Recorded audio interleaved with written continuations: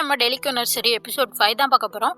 இதில் பார்த்தா அந்த கொலகாரங்களோட மோட்டிவ் என்னன்னா, இவங்களுக்கு வந்து இந்த ட்ரூ ஆஃப் ஃபேம்ப், அதான் அந்த கடவுள் இருக்காரா இல்லையா அதெல்லாம் தேவையில்ல. இவங்க கடைசி வரைக்கும் இந்த கக்குங்கிற ஒரு பருவநிலை அதுலேயே வாழணும்னு ஆசைப்படுறாங்க. ஏன்னா அந்த பருவநிலையில் இவங்களுக்கு அபரிவிதமான சக்தி இருக்குமா, அதுதான் இவங்க சொல்லிட்டு இருக்காங்க. அதே மாதிரி வாழ்க்கை முழுக்க வாழணும், அதுதான் எங்களோட ஆசை. அதுக்காக தான் வந்து இந்த ட்ரூ ஆஃப் ஃபேம்பையும் தேடிக்கிட்டு இருக்காங்க. இது போக போக தான் தெரியும் ஏன் இப்படி இவங்க பண்ணிட்டு இருக்கீங்கன்னு சொல்லிட்டு. அதைத்தான் இவங்க எல்லாரும் பேசிக்கிட்டு இருக்காங்க. வாழ்க்கை முழுக்க இப்படியே இருந்தால் நல்லா இருக்கும்ல அப்படிங்கிற மாதிரிலாம் பேசிட்டு அப்படி இங்கே காட்டுறாங்க. இங்கே பார்த்தா இங்கே அடுத்த ஒரு பணம் யாருன்னா அந்த வேர்ல்டு ஏஜென்சியை சேர்ந்த இன்னொருத்தரா. இது மாதிரி இவங்களுக்கு தான் கெட்டவங்களுக்கு அந்த தகவல் தெரிஞ்சிருச்சுல, இந்த வேர்ல்டு ஏஜென்சியில் இருக்கிறது யார் யார், அவங்களோட வீடெல்லாம் எங்கே இருக்குது எல்லாமே தெரிஞ்சிருச்சு. அதான் இவங்க சொல்லிட்டு இருக்காங்க. இப்படி இவங்க ஒருத்தராக கொலை பண்ணிட்டே இருக்கிறாங்க. முக்கியமான ஆளுங்களெல்லாம் போய் மறைய சொல்லியிருக்காங்களாம். அதே மாதிரி நம்ம வீடுங்க கூட இப்போல்லாம் சேஃப் கிடையாது, குழந்தைங்களை வந்து யாருக்குமே தெரியாத ஒரு இடத்துல சேஃபாக வைக்கணும் அப்படிங்கிற மாதிரி சொல்லிட்டு இருக்காங்க. அதே மாதிரி இங்கே குழந்தைங்களை காட்டுறாங்க. இங்கே ஒரு குட்டி வீட்டில் தான் இந்த பசங்க எல்லாருமே ஒன்றா சேர்ந்து விளாண்டுட்டு இருக்காங்க. அப்போ தான் இந்த நானி வராங்க. அவங்க வந்துட்டு சொல்கிறாங்க, இங்கே பாருங்க, இது மாதிரி என்னோட வீடுன்னு உங்களுக்கு தெரியுமில்ல, டாலி ஹவுஸ் மாதிரி இது ஒன்றும் பெருசு கிடையாது. நீங்கள் வந்து இப்போலாம் விளையாட முடியாது, கொஞ்ச நேரம் அமைதியாக உட்காந்துக்கலன்னா அந்த குட்டி பொண்ணுங்க அடங்க மாட்டேதுங்க.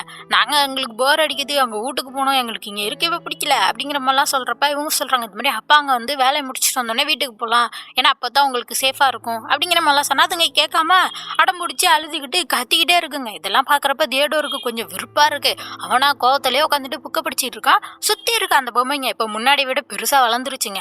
அதுங்க சொல்லுதுங்க, பாரு நீனு அந்த பிள்ளைங்க மாதிரி தானே அப்படின்னா அப்படிலாம் இல்லை அப்படிங்கிற மாதிரி சொல்கிறான். ஆமாம், நீ வந்து வேற மாதிரி, அவங்களுக்கெல்லாம் உன்னை பற்றி புரியவே புரியாது, நீ வந்து ஒரு பெரிய பையனாக வளர்ந்துட்டல அப்படிங்கிற மாதிரிலாம் இதுங்க வந்துட்டு பேசிக்கிட்டு இருக்க. இவன் வந்துட்டு வாயை மூடுங்க அப்படிங்கிற மாதிரி சொல்கிறான். இப்படி இவன் சத்தமாக சொன்னோன்னே அந்த 2 பொண்ணுங்க அழுதுகிட்டு இருக்குங்கல்ல, அதுங்கள தான் சொல்கிறான்னு நினச்சிக்கிட்டு அதுங்க வந்து இவன் மேலே கோவப்படுத்துங்க, என்ன நீ இப்படிலாம் பேசுகிற அப்படின்னு சொல்லிட்டு. அப்போ தான் அந்த நானி சொல்கிறாங்க, நீங்கள் இது மாதிரி கோவத்தில் கத்தக்கூடாது தியோடோரு அப்படிங்கிற மாதிரி சொன்னோன்னே அவன் சொல்கிறான், இல்லை அந்த பொம்மைங்க என்ன கோவப்படுத்திச்சு அதனால தான் கத்துனேன் அப்படிங்கிற மாதிரி சொல்கிறான். பொம்மையா அப்படின்னு சொல்லிட்டு பார்த்துட்டு இருக்காங்க. பார்த்தா திடீர்னு ரஃபால் எழுந்திரிச்சு நடந்து போயிட்டு இருக்கான். இந்த பாட்டி சொல்கிறாங்க, போகாதப்பா போகாதப்பான்னு சொல்லிட்டு கேட்க மாட்டான். அப்புறம் இந்த தாத்தா சொல்கிறாரு, நான் அவனை பார்த்துக்கிறேன், நீங்கள் இங்கே பார்த்துக்கோங்கன்னு சொல்லிட்டு பின்னாடி போகிறாரு. இந்த பசங்க பேசிக்கிட்டு இருக்காங்க, ரஃபால் இப்போல்லாம் ரொம்ப சோகமாக இருக்கான்னு அப்படின்னு சொல்லிட்டு இங்கே ரஃபால கட்டுறாங்க. அவன் வந்துட்டு அந்த யூவை பார்த்துட்டு நிற்கிறான், நீ பிறக்காமே இருந்திருக்கலாம் அப்படிங்கிற மாதிரி சொல்கிறான். இதை வந்து நானி பார்த்துடுறாங்க. பார்த்துட்டு அவங்க வந்து கேட்குறாங்க, ரஃபால் நீ வந்து யூ எப்படி இருக்கான்னு பார்க்க தான் இருந்தியா? இது மாதிரி அப்பா சொன்னார், நீங்கள் தான் இருக்கிறதுலேயே பெஸ்ட்டாக அண்ணனா, யூவை நல்லா பார்த்துக்கிறீங்களாமே அப்படிங்கிற மாதிரி சொன்னால் அதெல்லாம் இல்லை அப்படிங்கிற மாதிரி இவன் சொல்கிறான். உடனே இவங்க சொல்கிறாங்க, நீங்கள் ஏன் அப்பாவுக்கு தொல்லை கொடுக்குறீங்க அப்படின்னா, நான் அப்படிலாம் பண்ணல அப்படிங்கிற மாதிரி சொல்கிறான். அப்போ தான் இவங்க சொல்கிறாங்க, இது மாதிரி நீ எல்லாத்துக்கும் முடியாதுன்னு சொன்னியா, எல்லாத்துக்கும் நோன்னு சொல்லிட்டு இருந்தியாமே ஏன் அப்படிங்கிற மாதிரி கேட்குறப்ப அப்போ தான் அவன் சொல்கிறான், யார்ட்டையும் சொல்லிட மாட்டீங்களே அப்படிங்கிற மாதிரி சொல்கிறான். சொல்ல மாட்டேன் சொல்லு அப்படின்னா, எனக்கு இந்த யூவை சுத்தமாக பிடிக்கல, அப்பாவை எப்போ பார்த்தாலும் இவனே வச்சுக்கிறான் அப்படிங்கிற மாதிரி சொல்கிறான்.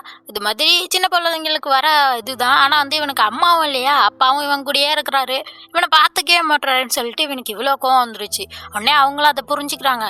ஓ நீ ரொம்ப தனிமையாக இருக்கியா அப்படின்னு சொல்லிட்டு அவனை கட்டி பிடிச்சிக்கிறாங்க. அவனும் அப்படியே அழ ஆரம்பிக்கிறான். அப்படியே இங்கே காட்டுறாங்க. எல்லாரும் லார்ட் ஜோனஸ் கூட தான் உட்காந்து பேசிகிட்டு இருக்காங்க. அவர் கேட்டுட்டு இருக்காரு, எப்படி போகுது, எல்லாரும் வந்து மறைவாக இருந்துட்டாங்களா வேர்ல்டு ஏஜென்சியை சேர்ந்தவங்க எல்லாரும் அப்படிங்கிற மாதிரி கேட்குறப்ப, எங்கள் வீட்டெல்லாம் நாங்கள் காலி பண்ணிட்டு போயிட்டோம், அது மாதிரி நானி வீட்டில் தான் குழந்தைங்களெல்லாம் விட்டுருக்கோம், அவங்க எல்லாருமே சேஃப் தான் இப்போ அப்படிங்கிற மாதிரி சொல்கிறப்ப தான் இவங்க கேட்டுட்டு இருக்காங்க, ஏதாச்சும் பிளான் வச்சிருக்கியா அவதாலி அப்படிங்கிற மாதிரி. அப்போ தான் அவன் சொல்கிறான், இது மாதிரி எனக்கு ஒரு பிளான் இருக்குது, அதாவது லார்ட் ஜோனஸே வந்து பொரியா வச்சு இந்த வில்லைங்களை பிடிக்க போகிறேன் அப்படிங்கிற மாதிரி சொல்கிறான். இவங்க பார்க்குறாங்க, என்னடா டேரக்டரே வந்து பொரியா வைக்கிற அப்படிங்கிற மாதிரி சொன்னால், ஆமாம் நம்மளோட பொறுப்பு வந்து டேரக்டரை பாதுகாக்கிறது கிடையாது, அந்த ட்ரூ ஆஃப் வேம்ப் கடவுளை பாதுகாக்கிறது, அதுக்கு நம்மளை யாரை வேணால் சாக்ரிஃபைஸ் கொடுக்கலாம் அப்படிங்கிற மாதிரி சொன்னால் இதுக்கு வந்து அவரும் ஒத்துக்கிறாரு, நானும் இதுக்கு எப்போதுமே ரெடியாக இருக்கேன் அப்படிங்கிற மாதிரி சொல்கிறப்ப தான் அங்கே காவலாளி சொல்கிறான், இது மாதிரி ஒருத்தர் மட்டும் இன்னும் போய் ஒளிஞ்சிக்க மாட்டேன்னு சொல்லிட்டு இருக்காரு அப்படிங்கிற மாதிரி சொன்னால், யார் அதுன்னு கேட்டால் ஆம்பரட் லெண்டுங்கிறவர் தான் அப்படிங்கிற மாதிரி சொல்கிறான். இவங்க பார்த்துக்கிட்டு இருக்காங்க, ஏன்டா அவர் மட்டும் போக மாட்டாரு அப்படின்னு சொல்லிட்டு இப்போ அடுத்த சீன்லேயே அவர் வீட்டுக்கு தான் எல்லாரும் வந்திருக்காங்க. இங்கே பார்த்தா நம்ம கிருஹார்டும் டாலியும் தான் உள்ளே போய் அவர்கிட்ட பேசிகிட்டு இருக்காங்க. இது மாதிரி பழசெல்லாம் பேசிகிட்டு இருக்காங்க. அதோட இவங்க சொல்ல ஆரம்பிக்கிறாங்க, நாங்கள் எதுக்கு வந்திருக்கோன்னு உங்களுக்கே தெரியும், இப்போ தான் புதுசாக ஆர்டர் போட்டிருக்கோம்ல, வேர்ல்டு ஏஜென்சியை சேர்ந்தவங்க எல்லாருமே போய் மறைஞ்சிக்கணும்னு சொல்லிட்டு இன்னும் நீங்கள் போகாமல் இருக்கீங்களே அப்படிங்கிற மாதிரிலாம் கேட்குறப்ப அவர் சொல்கிறாரு, இங்கே பாரு டாலி டெலிக்கோ கிருஹார்ட், இது மாதிரி நம்ம எந்த குடும்பத்துலேருந்து வந்திருக்கோம், ஒரு நோபல் குடும்பத்துலேருந்து ஒரு எனிமீஸ்க்காக போய் வரைஞ்சிக்க சொல்றியா, ஒரு கோலத்தனமா அப்படிங்கிற மாதிரிலாம் சொன்னால் அதோட டாலி என்ன சொல்கிறான்னா, அதாவது நான் பண்ணுவேன், இது மாதிரி அந்த கடவுளை பாதுகாக்கிறது தான் நம்ம வேலை, அதுக்காக நான் வந்து என்னோட தன்மானத்தை கூட விட்டு கொடுப்பேன் அப்படிங்கிற மாதிரி டாலி சொல்கிறப்ப அவர் சொல்கிறாரு, நீ உங்க அப்பா மாதிரியே இல்ல டாலி அப்படிங்கிற மாதிரி அவர் சொல்லிட்டு இருக்காரு. அதோட வந்து இங்க காட்டுறாங்க, வெளியில தான் டினோவும் ஹென்ரிக்கும் நின்றுட்டு இருக்காங்க. ஹென்ரிக்கோ நின்று சொல்லிட்டு இருக்கான், டே டினோ, திடீர்னு எனக்கு ஒரு மாதிரி டயர்டா இருக்குடா அப்படிங்கிற மாதிரி சொல்றான். அப்படியே சுத்தி பார்த்தா எல்லாரும் பொத்து பொத்துன்னு உழுவ ஆரம்பிக்கிறாங்க. அப்படியே சுத்தி பார்த்தா ஒரு புகையா பரவுது. இது மாதிரி இவங்களை மயக்கம் வர வைக்கிறதுக்கு இப்படி பண்ணியிருக்காங்க அந்த வில்லன் டீம். இதை பார்த்தோன்னே உடனே ஹென்ரிக்கு என்ன பண்றான், அவன் நாக்க கடிச்சிக்கிறான். இந்த மாதிரி டினோட்டையும் சொல்றான், அவன் நாக்கு கடிச்சிக்கோ மயக்கம் வராதுன்னு சொல்லிட்டு. 2 பேருமே அவங்க நாக்க கடிச்சிக்கிட்டு எந்திரிச்சு பார்த்தா அங்க ஒரு பொண்ணு வந்து பொத்துன்னு ஒழுகுமா. 2 பேருமே எஸ் ஆயிடுறாங்க. மிஸ் ஆயிட்டீங்களேப்பா அப்படிங்கிற மாதிரி சொல்லுது. பார்த்தா இது குட்டி பொண்ணே இல்லை, இது ஒரு குட்டி பிசாசு. அப்படியே இவங்க பார்த்துக்கிட்டு இருக்கப்ப பின்னாடி ஒருத்தன் மலை மாடு மாதிரி வந்து மரத்தை எடுத்து டினோவை அடிச்சிடுறான். அடிச்சோடனே இவ சொல்லிட்டு இருக்கா, அப்ரகாம் வா இவங்களுக்கு கொஞ்சம் லவ்னு என்னன்னு காட்டுவோம் அப்படின்னு சொல்லிட்டு 2 பேரும் சண்டைக்கு தயாராகிறாங்க. அப்படியே இங்க உள்ள டாலியை கட்டுறாங்க. என்னடா வெள்ள சத்தம்னு சொல்லிட்டு எழுச்சி வந்து பாக்குறான். டாலி சொல்றான், இது மாதிரி இப்ப நாங்க உங்களை தான் யூஸ் பண்ண போறோம் ஆம்ப்ரேட் அப்படின்னு சொல்லிட்டு அவர் பிடிச்சி இழுக்க கரெக்டா பின்னால இருந்து ஒருத்தன் வந்து குதிப்பானா. இப்ப வில்லங்க டீம் உள்ளே வந்துட்டாங்க. நீங்க இங்க இருப்பீங்கன்னு நாங்க எதிர்பார்க்கவே இல்லையே அப்படின்னு சொல்லிட்டு அந்த வில்லங்க டீம் சொல்ல அப்படியே இங்க வெளில கட்டுறாங்க. அந்த டினோவால ஆப்ரகாம சமாளிக்கவே முடியல. அங்க பார்த்தா ஹென்ரிக்கோக்கும் அந்த பொண்ணுக்கும் சம சண்டை. அவ அசால்ட்டா ஹென்ரிக்கோவை கவுத்துடுறா. அதே மாதிரி டினோவை அவன் மரத்தோட தூக்கி அடிச்சிடுறான். பார்த்துக்கிட்டு இருக்காங்க. அந்த பொண்ணு சொல்லிட்டு இருக்கா, எப்படி இவ்வளவு பவர்ஃபுல்லா இருக்கான் பாத்தியா, எல்லாம் அந்த கக்குன் பருவ காலம் தான், அதனாலதான் இந்த அளவுக்கு மான்ஸ்டர் மாதிரி நான் இருக்கிறேன் அப்படின்னு சொல்லிட்டு வா உள்ள போய் பார்க்கலான்னு சொல்லிட்டு அவனை கூட்டு போறா. இவங்க 2 பேரும் இங்கிட்டு மயங்கி கிடக்குறாங்க. அப்படியே உள்ள கட்டுறாங்க.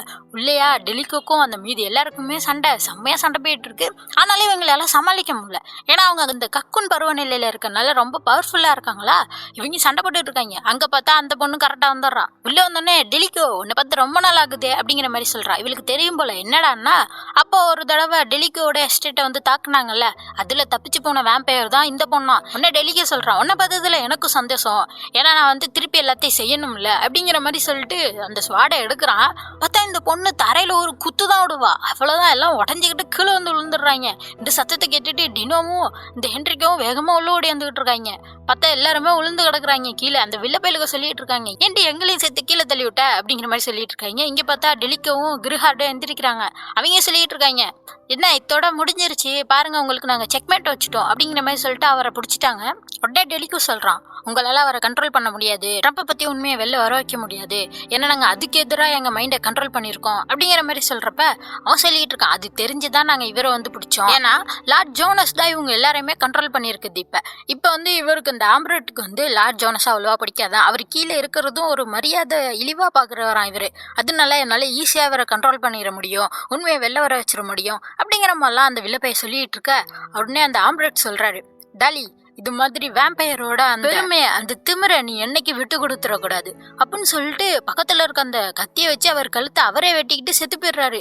அதை பத்திட்டு இவங்க சொல்றாங்க, உண்மையை சொல்றதுக்குள்ள இப்படி செத்துட்டானே, இது மாதிரி இருக்கவங்களை எனக்கு சுத்தமா பிடிக்கல, இந்த உலகத்தையே நான் அழிக்கணும் போல இருக்கு அப்படின்னு சொல்லிட்டு அந்த விலைப்பைய கத்திக்கிட்டு இருக்கான். அதோட அவன் என்ன சொல்லிட்டு இருக்கான்னா, எனக்கு இந்த உலகத்துல இருக்க யாருமே பிடிக்காது, எல்லாருமே அழிப்பேன், அந்த ட்ரம்ப் உண்மையா இருந்தா அதையும் அழிப்பேன், நான் பார்க்கணும், அதாவது சாவே இல்லாத ஒரு வேம்பயர் எப்படி இருக்குன்னு சொல்லிட்டு அப்படிங்கிற மாதிரி சொல்றப்ப அவங்க பிடிக்க வராங்க நம்ம டாலி டீம். அதுக்குள்ள அவங்க அங்கேருந்து தப்பிச்சு ஓடி போயிடுறாங்க.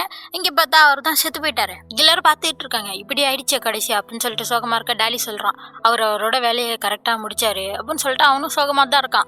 அவர் பாடியெல்லாம் எடுத்துட்டு போயிட்டு இருக்காங்க, போலீஸ்லாம் வந்து செக் பண்ணிட்டு இருக்காங்க. அப்புறம் வந்து என்ட்ரிக்கே சொல்றான், சரி வாங்க வீட்டுக்கு போகலாம், குழந்தைங்க எல்லாம் வெயிட் பண்ணிட்டு இருப்பாங்கன்னு சொல்லிட்டு அப்படியே இங்க வீட்டை கட்டுறாங்க. நானி வந்து எல்லாரும் கூப்பிடுறாங்க, வாங்க சாப்பிடலாம், உங்களுக்கு எல்லாம் பசிக்கும்ல அப்படின்னு சொல்லிட்டு பார்த்தா ஒரு குழந்தை கூட வீட்டுல இல்ல, யாரையுமே காணும். அதோடய இந்த எபிசோட் முடியுது. அடுத்த எபிசோட் அடுத்த மண்டே வந்துடும். அதுக்கு மறக்காம சேனலை சப்ஸ்கிரைப் பண்ணிக்கோங்க. பை.